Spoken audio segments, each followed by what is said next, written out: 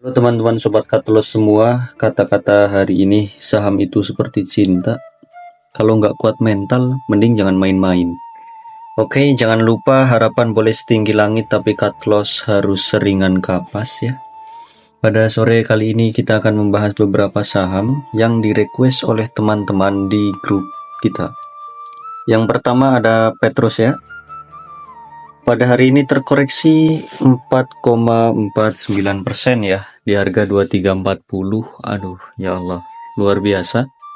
Untuk Petrosea semakin turun saja, secara daily dia semakin mengerikan ya. Ternyata dia membuat pola yang sama seperti sebelumnya.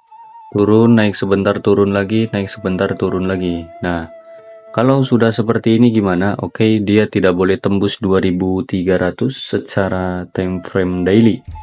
Kalau kita melihat dari MACD dan RSI dia masih kurang menarik.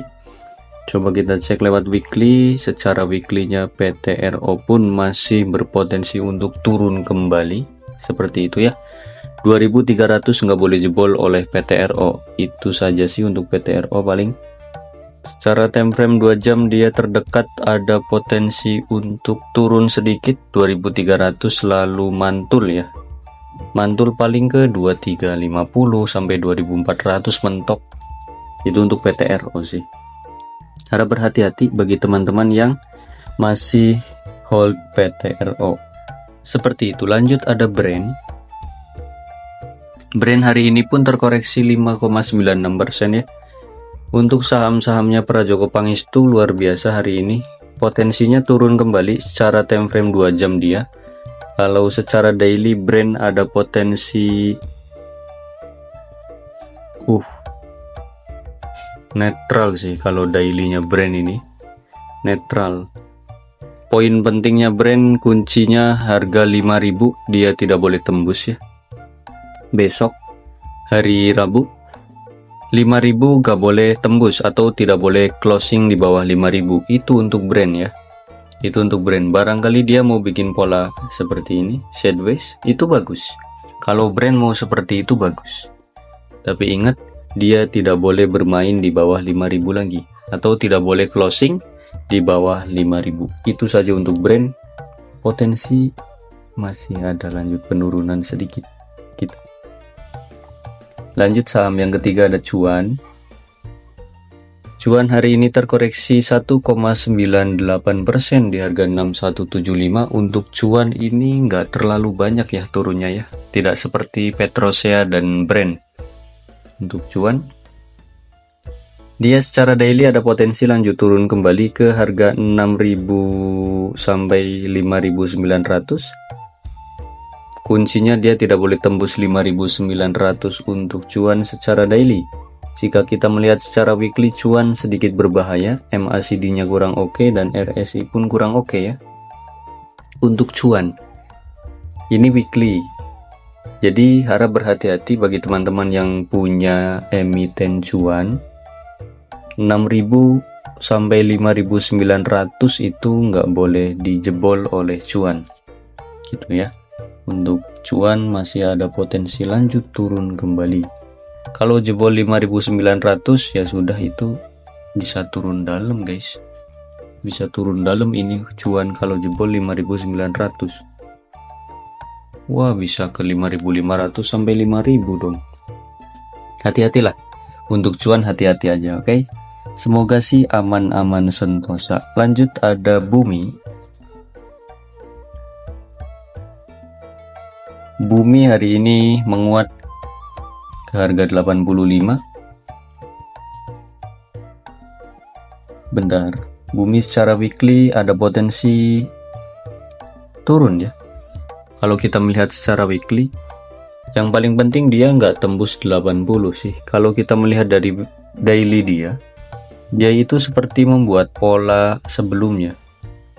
Jadi turun dalam, terus candle hijau 3 kali, turun dalam lagi, terus dia potensi bikin candle hijau 3 kali. Nah itu berarti kalau besok Bumi ingin melanjutkan kenaikan, dia ada potensi 87 sampai 90. Itu target Bumi kalau dia ingin melanjutkan kenaikan, jika dia mengikuti pola ya. Kalau dia nggak mengikuti pola, hati-hati. 83 tidak boleh tembus ini. 83 garis warna merah.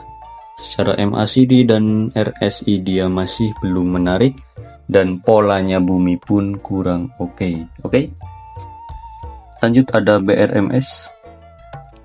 BRMS. Bumi Resources.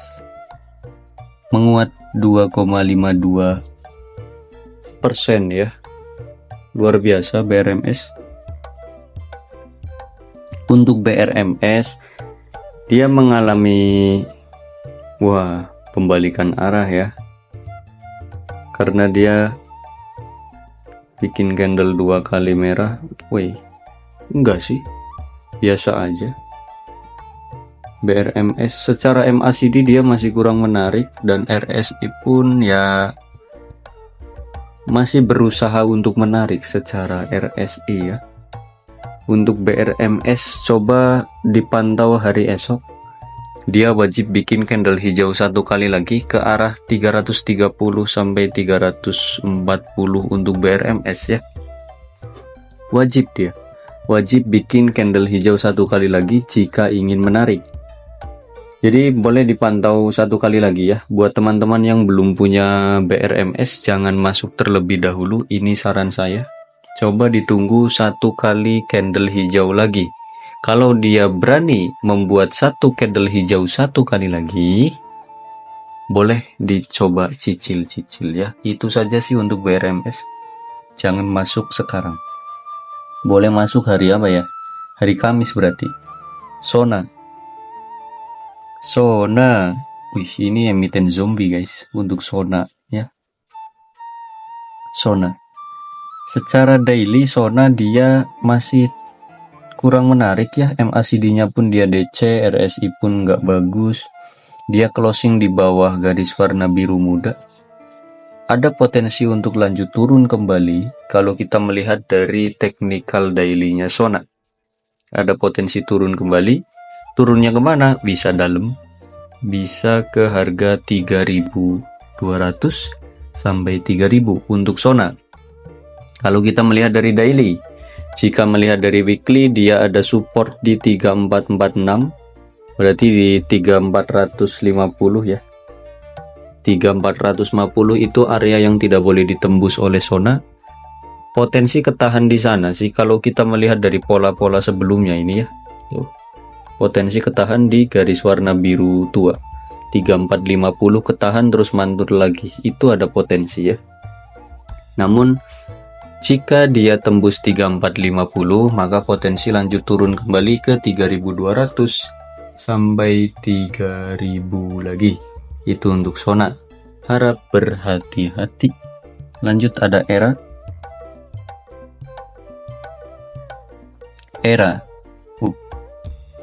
Kok gini ERA hari ini? ERA secara weekly dia kurang menarik ya. Kurang menarik. Harusnya ERA itu minggu ini bikin candle hijau, harusnya, jika dia mau menarik. Soalnya MACD pun tadinya udah mau menarik, RSI pun sudah mulai oke. Sayangnya dia malah bikin candle merah. Oke, untuk ERA secara weekly masih ada potensi untuk lanjut turun kembali. Itu secara weekly. Omnya boleh batasi aja. Batasi dia di 364 atau di 360 ERA ya. Kalau mau nyobain masuk di 366 sampai 360, SL boleh di 358 atau di 356. Gitu aja untuk ERA.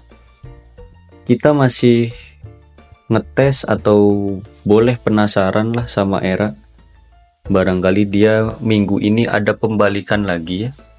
Minggu ini soalnya dia candle weekly-nya kayak gini guys. Harusnya dia bikin candle weekly hijau, ternyata malah merahin lagi. Itu sungguh disayangkan ya, sungguh disayangkan untuk ERA. Lanjut ada saham APLN. Berarti kesimpulannya untuk ERA jangan masuk dulu deh. Kalau saya ngasih saran, jangan masuk ERA dulu. Oke, APLN hari ini netral-netral aja ya kan. Secara weekly dia masih belum menarik, tunggu sideways terlebih dahulu kalau teman-teman mau masuk APLN ya. Jika berpatokan lewat technical weekly-nya. Secara MACD dia masih belum oke, RSI pun masih tunggu menarik. Oke, kita lihat dari daily pun masih kurang oke ya. Untuk APLN, teman-teman tidak disarankan masuk terlebih dahulu. Tidak disarankan ya. Tunggu dia sideways selesai atau tunggu dia di harga 85 aja deh. Gitu. Kalau mau masuk APLN, saran saya sih tunggu sideways-nya selesai dulu, jangan masuk sekarang ya. Itu untuk APLN. Lanjut ada JSPT.